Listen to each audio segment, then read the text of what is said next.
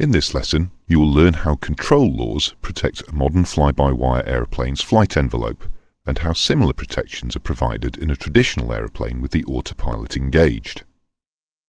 You will also learn the definition of a control law and the different flight envelope protections available. If you examine the setup on a non-fly-by-wire aircraft, you can see that the pilot input directly commands a deflection of the control surface. So no matter what input the pilot puts in, the control surface will move in direct proportion to the input and could overstress the aircraft. To maintain a desired flight path, a pilot constantly adjusts the controls. If we now compare this with a fly-by-wire aircraft, it can be seen that any input from the pilot directly orders an aircraft response through the flight control computer. So no matter what input the pilot makes, the computer will only allow an appropriate response to the flight controls.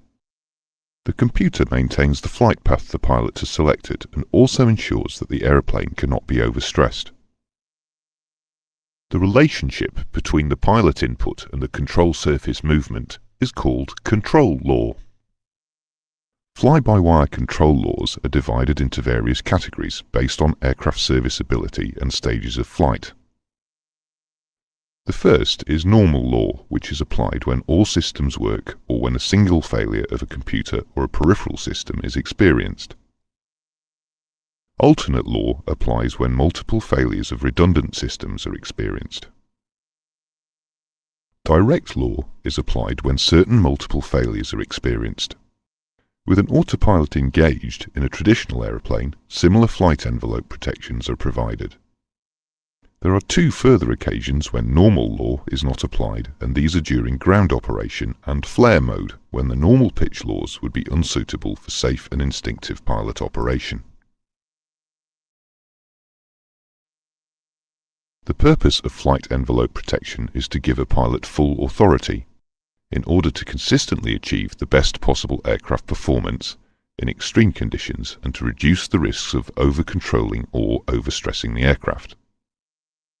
The system provides protection in all phases of flight to prevent exceeding the limits for the following parameters: angle of attack, high speed, pitch attitude, bank angle, and load factor. There are certain circumstances when a high angle of attack is desirable, like ground proximity or wind shear, to name two. In conventional aeroplanes, under these circumstances, pilots are advised to pull the nose up until they reach stick shake and maintain this attitude.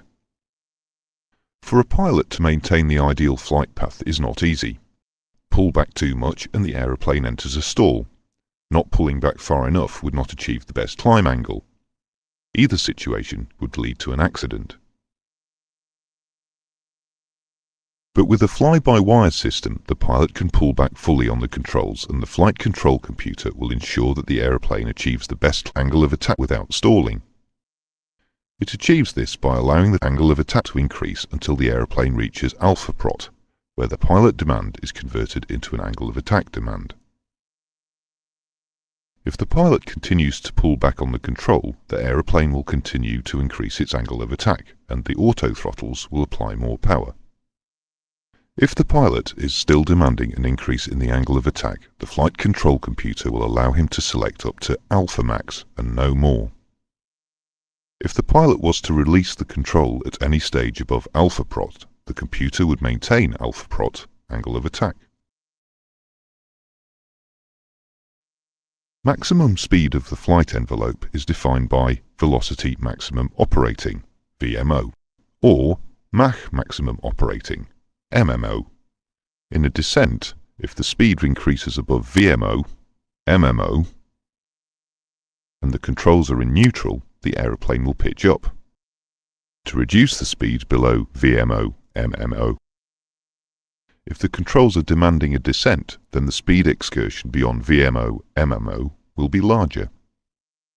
The aeroplane will again pitch up and maintain a speed slightly above VMO, MMO.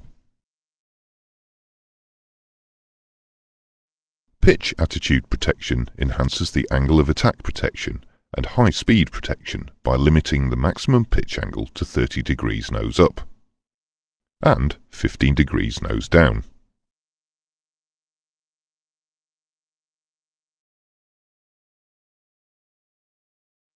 On commercial aeroplanes, the bank angle does not normally exceed 30 degrees.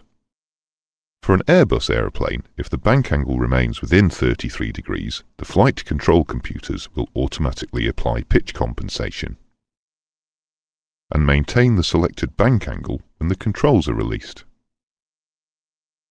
The pilot can select up to 67 degrees. However, outside 33 degrees, no pitch compensation is applied. And if the controls are released, the bank angle will be reduced to 33 degrees. Turn coordination is provided throughout the whole bank angle range.